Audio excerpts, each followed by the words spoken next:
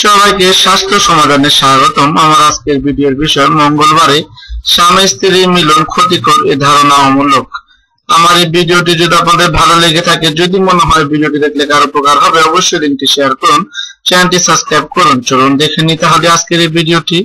প্রশ্ন: শুনেছি যে মঙ্গলবারে সহবাস না করা আবশ্যক, কেননা সেই দিন একটি জিনিস আগমন করে যে প্রত্যেক সহবাসকারীকে অভিশপ্ত করে। মনে করা হয় এর ফলে ভবিষ্যতে তারা ক্ষতির সম্মুখীন হবে। উত্তর: আলহামদুলিল্লাহ। আল্লাহ পাক আমাকে ও আপনাকে সত্য বোঝার তৌফিক দান করুন। যা বলেন তা একান্তই কুসংস্কার ও নবাবিষ্কৃত বিষয়। কুরআন ও হাদিসে এর কোনো দলিল নেই, বরং এসব হলো পথভ্রষ্ট ও বিপদগামীদের প্রচারণা।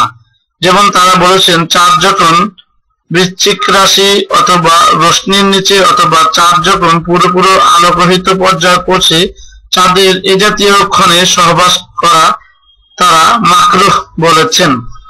দেখুন রায়েদ সাবরি, মোজামুল বিদায়ী 656। আমার এই ভিডিওটি যদি অন্য কেউ তার চ্যানেলে আপলোড করে, তাহলে অবশ্যই ইউটিউব অ্যাডমিনকে ইনফর্ম করা হবে। এটি শুধুমাত্র স্বাস্থ্য সমাধানের জন্য তৈরিকৃত একটি ভিডিও, অন্যথায় ইউটিউবের কাছে কপিরাইট ক্লেম করা হবে। আপনার জীবনকে সুস্থ, সুন্দর, সুখময় করার জন্য নিয়মিত ভিজিট করুন আমাদের স্বাস্থ্য সমাধান ভিডিও চ্যানেলটি।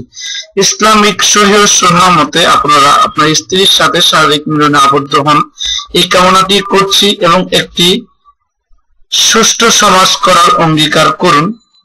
আমার এই ভিডিওটি দেখার জন্য স্বাস্থ্য সমাধান ভিডিও চ্যানেলের পক্ষ থেকে আপনাদেরকে আন্তরিক ধন্যবাদ। দয়া করে চ্যানেলটি সাবস্ক্রাইব করবেন ও লিংকটি শেয়ার করবেন। মুসলমান ভাই ও বোনেরা, সবাইকে আবারও আসসালামু আলাইকুম।